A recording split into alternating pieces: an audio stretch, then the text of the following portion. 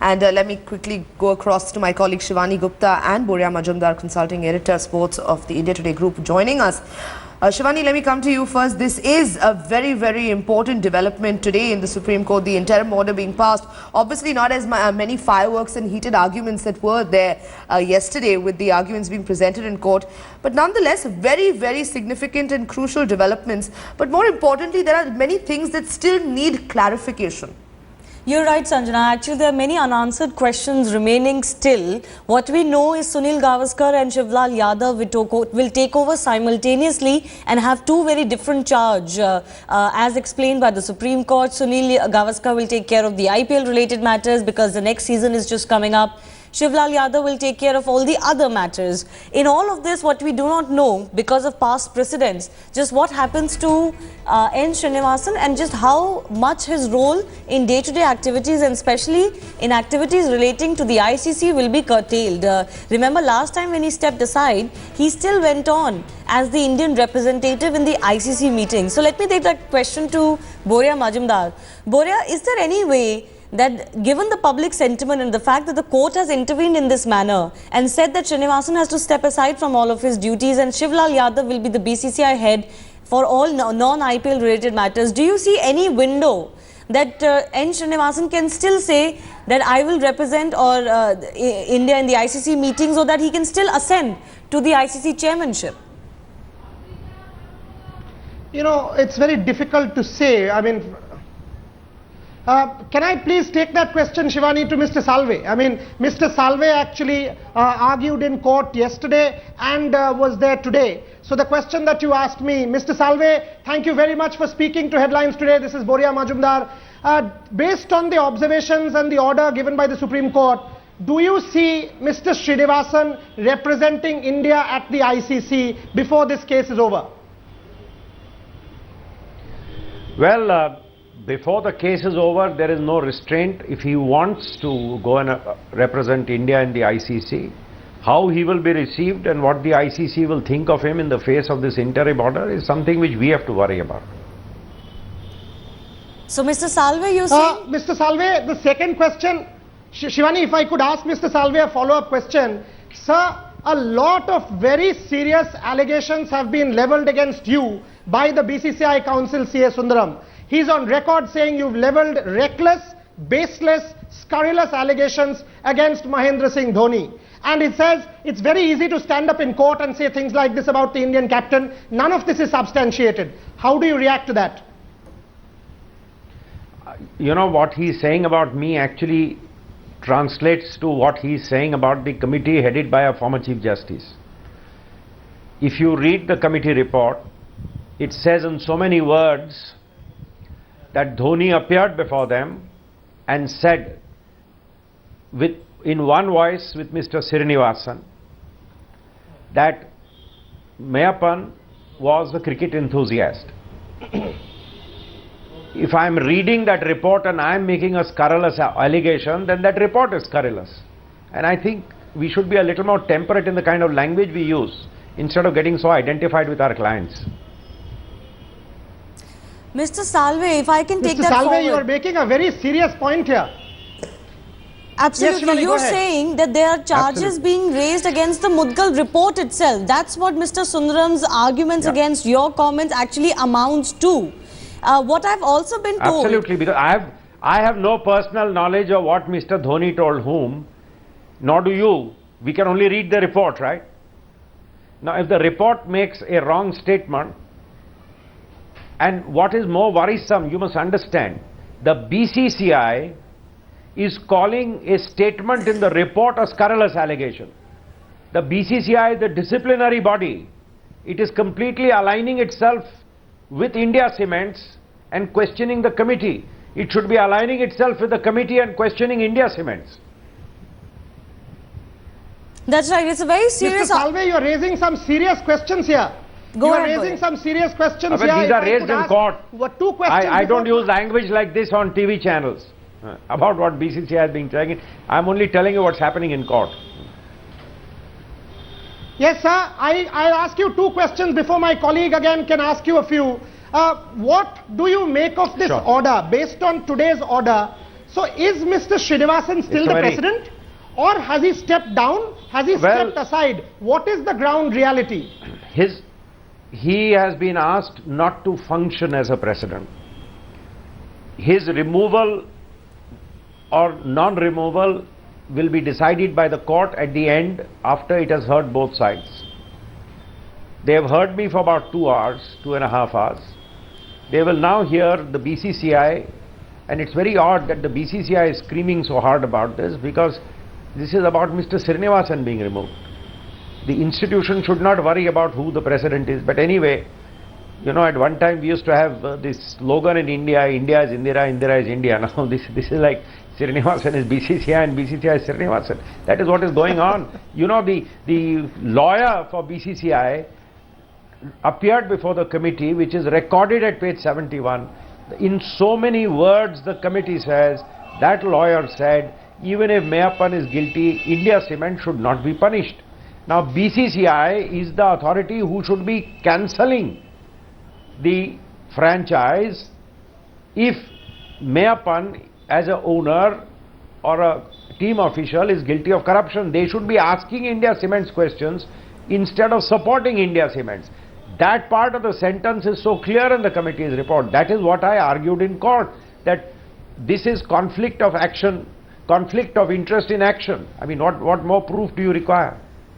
And today BCCI, instead of asking the captain to explain, did you say this to the committee, is saying that the committee saying this is a scurrilous allegation, because to say my allegation is scurrilous means that the committee's allegation is scurrilous. Sir, can I also ask you in that Go vein ahead, then? Shivani. Yeah, can I also ask you, just taking forward from there, you know, in the IPL franchisee contract, as you're saying, the BCCI has all the grounds to cancel the contract of Chennai Super Kings. Their team principal has been known and proved to be betting. Yet today the Supreme Court allowed Chennai Super Kings and Rajasthan Royals to go on and play in the IPL season 7? I'll tell you, as an interim order, the court felt they are still in the middle of arguments. They have only heard one side. They have only heard me. They have only heard my reading of the court. Prima facie, the judges felt it raises very serious issues. They have yet to hear the BCCI. They didn't want to cancel the tournament. So initially the judges suggested maybe these two teams should not participate. The BCCI made a valid institutional point saying, look, this will strike at the heart of the tournament, because if you, by the dynamic of numbers, if you remove two teams, it comes down, I believe, from 60 or something to 34 or 36. There's some sheet of paper they handed over with the calculation, which seems to be correct. So the court felt very well, let's not spoil the IPL, let it go on. If it has gone on for so long, let it go on for one more season. The problem is not with the players. The problem is, if there are allegations of spot fixing, how they are to be investigated is the problem before the court. The problem today is, how do you get this body which is supposed to be regulating all this, but which is prima facie, if the report is correct, which is manned by people who are a part of all this. Boria, before I come to you, I just want to clarify one more thing. But don't you, Mr. Salve, don't you think it becomes very, very muddled, because the next hearing is now the first day of the IPL season 7? See, this IPL can go on. The court had this problem of having this report and dealing with it, and it raises questions of law also of far-reaching importance, because BCCI always throws this in the face of the court saying, oh, but we are a private club, how far can you regulate us? Now that raises questions of constitutional law of importance, and this is I find it very sad. Today even private companies, private people who are in public gaze are expected to act with a degree of morality. Can BCCI really be heard to say we are free to do what you like, and you, the Supreme Court, shouldn't ask us questions? But that the defense is, we are a private organization, you can't interfere with our working. Boria, go on. So that's a legal issue that has to be considered. Mr. Salve, if I understand you right, what you are saying is this is an interim order. They've only heard one side of the story, your arguments, they'll hear the BCCI. Absolutely. But the fact is, you are raising some serious issues here. One, you are saying this season can go on, but the bigger picture of conflict of interest, of probity, of morality, of issues of ethics, of how the constitutional working of the BCCI will be done, These are the issues that the Supreme Court now deliberate upon. Are you saying that the story is Yes. not yet over and there's a lot of things that Oh, still no, to undergo no. in this case? Oh, it has made it very clear that they are going to hear and decide all these issues. If they hold that they are hands off, they are hands off. But if the court holds that they have as power of judicial review, considering the fact that BCCI today holds the fate of cricket and cricketers in its hands, the court may take a view that you are subject to limited judicial review. We can see that there is probity in your working, and on that yardstick, if the court accepts, what I have relied on is what we call the P.J. Thomas principle. When Mr. Thomas was removed from the post of CVC by the Supreme Court, it is not because they found him to be a criminal or even charged with a serious crime. They said, to borrow that expression, Caesar's wife must be above suspicion. It is all about institutional integrity. Now the BCCI has to, instead of using adjectives against lawyers, has to come to terms with, are they going to agree to institutional integrity or are they not going to agree to institutional integrity?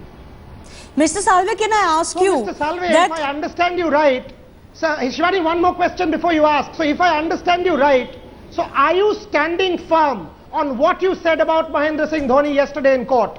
Are you standing firm on what you said? Look, let's be very clear. It's 1 + 2 + 3. Committee says Dhoni said something to the committee. Correct? It says Dhoni was one voice with Srinivasan in saying Mayappan has nothing to do with the team. He is a cricket enthusiast. Point number 2, if that is what he told the committee. Now, did he tell the committee that? I don't know.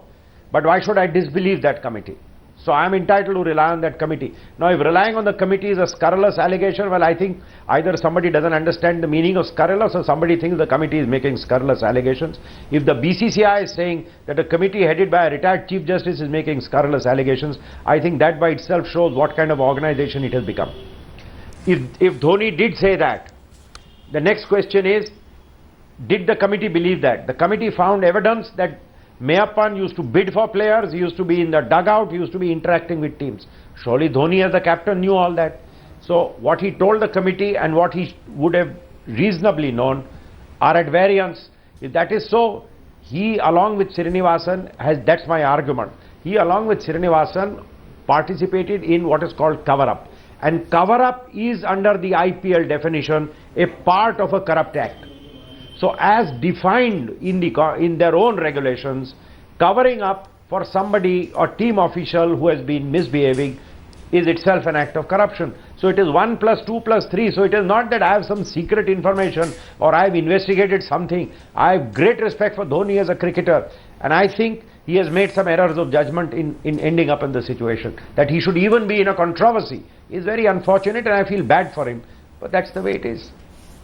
So you're justifying that statement you made against Mahendra Singh Dhoni about corrupt conduct and giving a false statement? I have not made the statement. Committee has made that statement. Right. I am only saying if this is what the committee says is correct, and if this is what the committee says is correct, if 2 is correct and 2 is correct, the end can only be 4. All right, Mr. Salve, I'm completely running out of time. Final question I want to ask you is, what is it that the petitioners will now ask for in that hearing on 16th of April? What is it that you want from the Supreme Court? I've already asked for 3 or 4 things. One is we have argued prayers C and D of our writ petition, namely to quash Srinivasan's appointment. The second prayer we have asked for is that disciplinary action against India Cements as a franchisee and all others who could possibly be held guilty of corruption has to be held by an independently constituted body because of the conflict of interest. We do not know how deep the rot runs in the BCCI. The third thing we have asked for is there is a hint in the report made public that there are serious allegations of spot and match fixing. There is a secret report given to the court making very serious allegations of spot and match fixing. In the interest of the game, rather than brush this under the carpet and have people gossiping about what was in that secret report, I think the CBI should be asked to investigate. Let truth be told. If there is nothing, let it be end. But if there is something in it, let the thing be cleansed. These are the 3 prayers we have made. All right, Harish Salve there, the counsel for the petitioners in this case, the Cricket Association of Bihar. Thanks a lot for joining us. Also, big thanks to Boria Majumdar, our consulting editor.